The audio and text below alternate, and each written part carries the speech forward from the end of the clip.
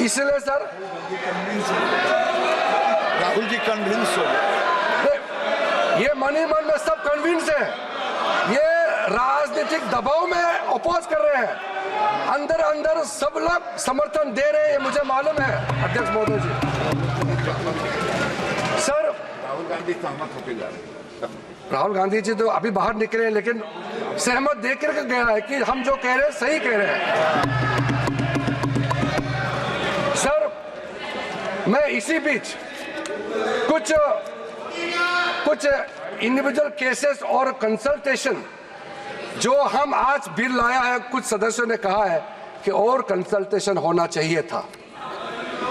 आपको मैं दावे के साथ बताना चाहता हूं, जितना कंसल्टेशन प्रोसेस पिछले 10 सालों में किया गया है, आज तो किसी सरकार ने इतना स्टेक होल्डर से कंसल्टेशन प्रोसेस नहीं किया है। मैं आपको बताऊंगा अभी, आप सिर्फ शांति से सुनिए सर। मैं फिर से कहता हूं, जो संविधान का हवाला दे करके बिल का जो पर्पस को, मंशा को गलत धारणा दे करके मिसलीड करना चाहता है, मैं फिर से कहना चाहता हूं सर, अगर कोई भी बोर्ड हो या कोई भी इंडिविजुअल हो, अगर कुछ काम ऐसा करता है जिसको कोर्ट में रिव्यू करना है, तो इसमें सर गलत बात क्या है? अगर ट्राइब्यूनल का फैसला गलत है, अगर उसमें कोर्ट में अपील करने का प्रावधान देते हैं, उसमें गैर संवैधानिक कैसे हो गया ये बताइए आप अगर तर्क रखते हैं तो आप उसका जस्टिफिकेशन भी देना पड़ेगा सर।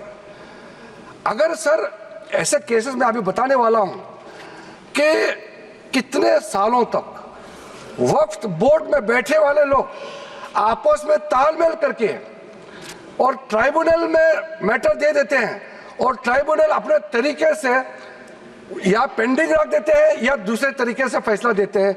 इसका चैलेंज आप किसी अदालत में नहीं कर सकते हैं सर। लोकतंत्र में, भारत जैसा महान देश में क्या ऐसा व्यवस्था इतने सालों तक चलना चाहिए सर? वो गुमराह करे, वो ऐसा तरीका बनाया, तरीका बनाया इन्होंने कि ट्राइब्यूनल सर ये इस तरह से आप लोग बात करके मेरा आवाज नहीं दबा सकते हैं। सच्चाई सुनना पड़ेगा आपको, क्योंकि सर तरीका ऐसा बनाया कि ट्राइब्यूनल का जजमेंट का रिव्यू नहीं हो सकता है। कितने कोर्ट में पेंडिंग है मैं अभी बताऊंगा सर। दूसरा इन्होंने संविधान का हवाला दिया सर, इन्होंने संविधान का बार बार हवाला दिया। हमारा देश के अंदर में कोई भी कानून, कोई भी स्पेशल लॉ, सुपर लॉ नहीं हो सकते हैं।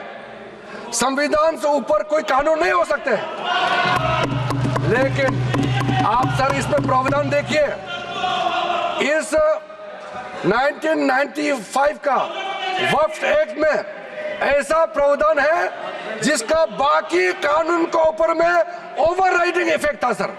क्या ऐसे कानून हमारे देश में होना चाहिए सर? जो मैं यूएई के बारे में बताना चाहता हूं, जब हमारा देश का विभाजन हुआ, यहां से जितना मुसलमान पाकिस्तान गए उनका भी प्रॉपर्टी था, और पाकिस्तान से जितना हिंदू भारत में आए उनका भी प्रॉपर्टी काफी वहां थे।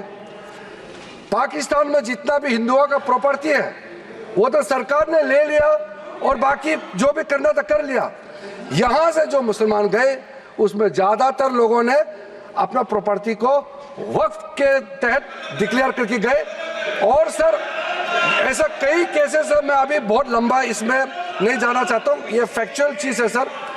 मैं ये कहना चाहता हूं कि ठीक है, आपका जमीन है, आप किसी को क्या करना चाहता है मैं उसको नहीं कह रहा हूं। मैं इसी बात को कहना चाह रहा हूं कि अगर किसी ने अपना विल, अपना डीड दिया है, अपना जो मनसा को साफ किया है, अगर उसका लाभ मुसलमान महिला या मुसलमान बच्चे को अगर लाभ नहीं मिलता है तो क्या सरकार चुपचाप बैठना चाहिए सर? ये हमारा दायित्व है, ये इस सदन का दायित्व है। कि गरीब महिला कोई भी हो, चाहे हिंदू हो, मुसलमान हो, सिख, ईसाई, बौद्ध, पारसी और जैन, कोई भी हो, ये इस सदन का दायित्व है कि न्याय दिलाने के लिए अगर कोई कमी है तो पूरा करना चाहिए। और आज हम सर, आज जो ये अमेंडमेंट बिल लेके आ रहे हैं उसमें सारा प्रावधान रखा गया है। उसमें एक मैटर मैं बोलना चाहता हूं